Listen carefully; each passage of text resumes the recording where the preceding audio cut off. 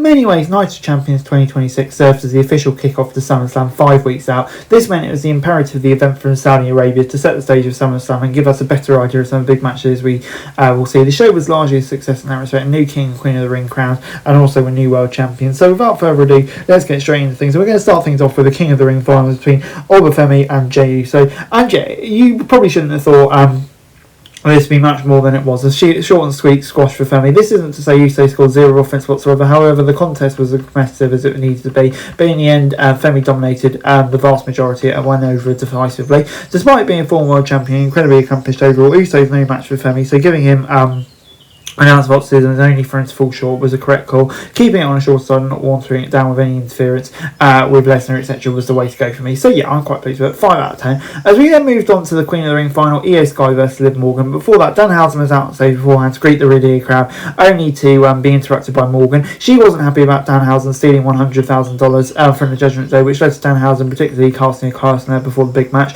There's a bit of uncertainty surrounding the outcome. It definitely not after the curse, which is a shame because the two ladies went on to deliver a great contest. Needless to say, this was almost doubly the time as Femi and Uso, and thankfully so. Some of Morgan's best parts in recent years have been with Sky, and she put forward another commendable performance here. The crowd was into the action and responded favourably to a Sky victory, so I'll give it a 6 out of 10. As we then moved on to the steel cage match between Seth Rollins and Bron Breakker, and its weapons galore, as both brought tables, chairs and anything they could find in the ring within. The cage itself is the selling point of this stipulation, so although they made the most of the extreme environment, it was unnecessary. Despite that, they had quite the entertaining, hard-fitting affair. Rollins endured several spears and Breakker didn't go down easily. It was a war, plain and simple. Rollins putting Breakker through the table with a suplex was arguably the highlight, along with the curb stomp off the top right there in the victory. They took the approach of showing Breakker still had the fight left in them before Rollins delivered the final blow. So yeah, I'll give it a 7 out of 10. As we then moved on to Trick Williams versus Ricky Saints for the US title. What a year for Trick Williams, who arrived on SmackDown at the onset of 2026 and quickly captured the love of the fans. He went on to win the US Championship at WrestleMania and has been a recurring highlight since.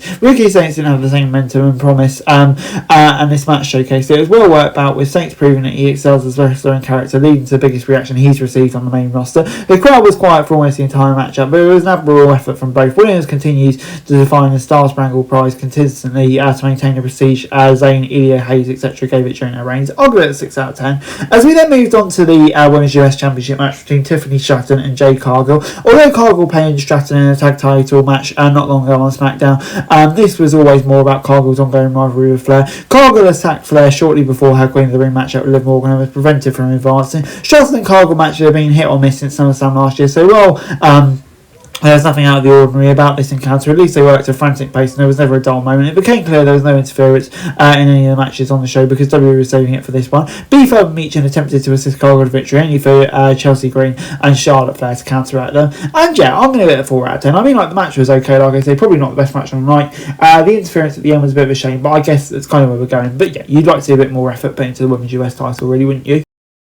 We then moved on to the undisputed WWE Championship match between Cody Rhodes, Sami Zayn and Gunther, and a storyline has salvaged SmackDown in recent months, largely thanks to Rhodes and Zayn. Gunther's played his role too, but it's really Rhodes and Zayn doing the heavy lifting on the promo side to make this match feel must-see. These three had great chemistry and kept the crowd engaged. There was no shortage of suspenseful near falls and finishes engaged. It helped the outcome that was genuinely unpredictable, so it could have ended at any moment. It came down to Rhodes and Zayn in the middle of the ring, going back and forth, culminating with Zayn stealing the pin to clinch the prestigious prize for the first time in his career. It had an electric environment. The crowd treated him like a total hero who won, despite his being a bit of a tweener lately. But yeah, what an incredible moment. I didn't see it coming as well, which made the moment even better. And yes, Sami Zayn has finally done it. I can't wait to see what happens on SmackDown now going forward. But yeah, this was great stuff. 8 out of 10.